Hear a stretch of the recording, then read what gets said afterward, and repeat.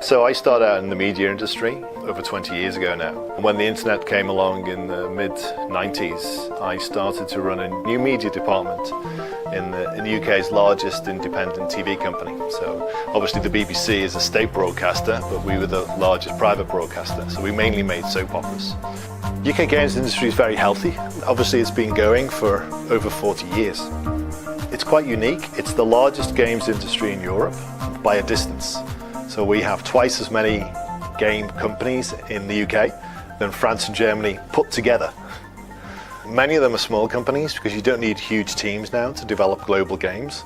Now you have platforms like Steam and of course with Android and Apple on mobile, so you can develop a game and publish it globally very easily compared to what you could do in the past, which has led to a fragmentation in the game industry. I think with the UK, I suppose like Japan as well, we're very good at that intersection between creative and technology. And any industries that fall in the middle of that, that requires not only a quick understanding of how technology can work, but also the creative application that sits on top of that technology. The UK has always been very good at that because we're a nation of innovators. Yeah, so we often get most excited at the beginning of projects, or when you're solving a problem or developing a new franchise.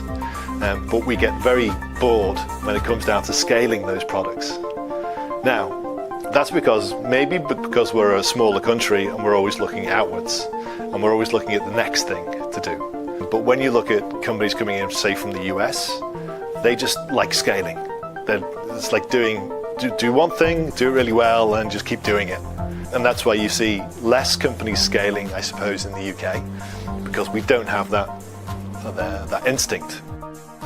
And it's interesting in the UK that it's really being a place where investors and large corporates will come to shop for new and interesting companies because we have many of them, but also they know that at some point we might want to sell that product or service that we've developed. Because we want to do the next thing. Well, in the past, Japanese companies or US companies that come in and buy game developer studios, for example.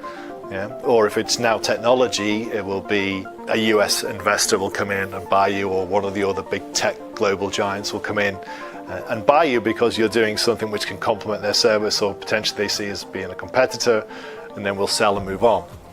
The challenge for a lot of the UK, and I suppose any country around the world, is how do you what they call unicorns, so these small companies which grow very quickly into these large corporates.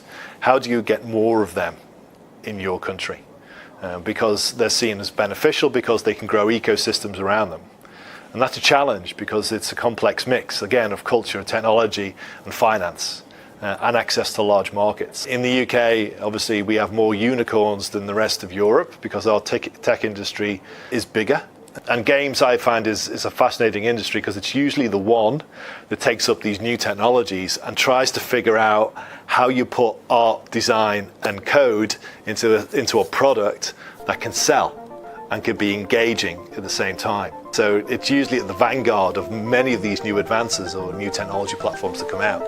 And the games industry will take that and try to develop a product around it very quickly, as it's done with VR and AR technologies, immersive mixed reality technologies. It's doing the same with blockchain. I take UK games companies to China Joy, which is the big games festival in Shanghai, and they're always surprised, especially the ones who haven't been before, about the size and strength of the Chinese games industry. Then the difficulty is, how do you find the right partner for you? Someone who can first assess their game and say, well, I don't think this will work in the China market, or it might work in the China market, but you need to change it like this. But they also have to have the access to the various platforms in China, because you have many hundreds of millions of them in terms of audience, right? So how do you access that audience, right? Whether it's on Tencent platform or Baidu, or how do I access all of that audience across different platforms?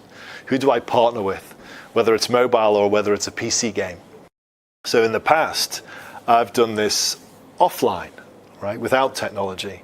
So because I consult for the UK government, and they have an embassy in Beijing and they have consulates in all the major cities in China, I work with people in China who connect me into Chinese businesses.